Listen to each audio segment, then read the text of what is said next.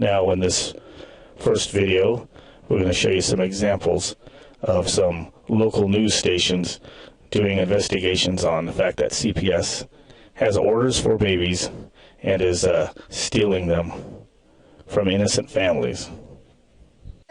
Today we continue our investigation of Kentucky's Child Protective Services with a different perspective on what's going on. We've been doing these stories for 3 years now, alleging abuse of power, falsified documents, lies in court, threats, and retaliation against parents who fight back.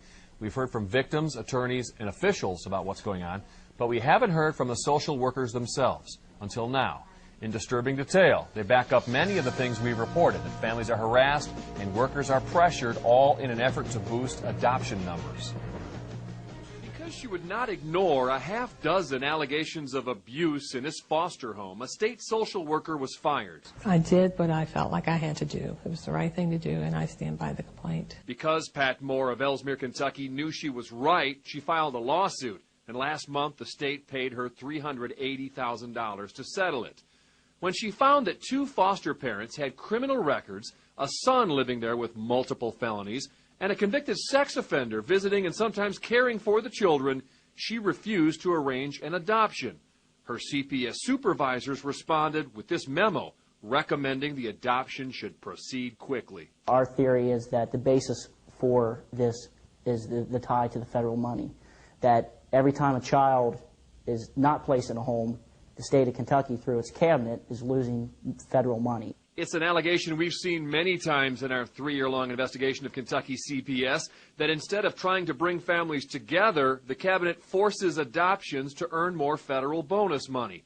And it apparently started in 2004, when adoptions in Kentucky ballooned to 724, while the federal bonus money more than doubled, from $452,000 the year before to more than $1 million. Statistics. The cabinet puts pressure on statistics because federal money and state money come from statistics. This former state social worker is so afraid of retaliation on her family by the cabinet, she asked us to conceal her identity. You get praise. The cabinet praises you for terminating rights and adopting the kids out immediately. She says the concerted effort to take children away and put them up for adoption was so brazen, she actually saw someone successfully place an order for children. Someone could not have a child and wanted a child, so within the community, this certain person saw a family that was in distress, was having a hard time, and relayed to workers that they would like those children.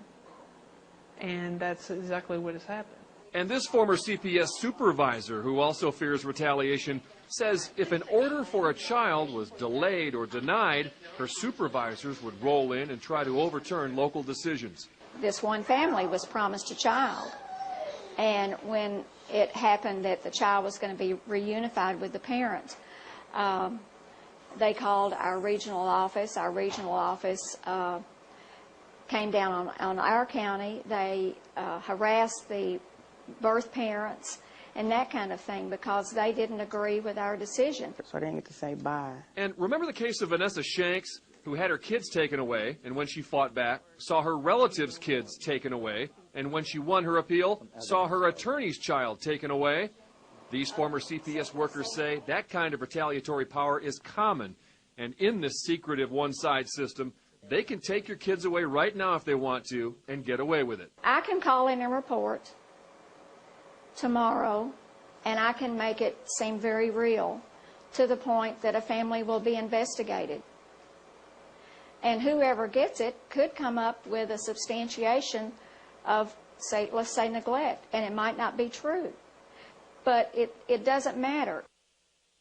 Now, according to data just released a couple of days ago, there's a huge disparity between counties on adoption rates. Some counties reunify with the family 100% of the children they've taken away. Others last year adopted out as high as 82% of the children they removed from the home.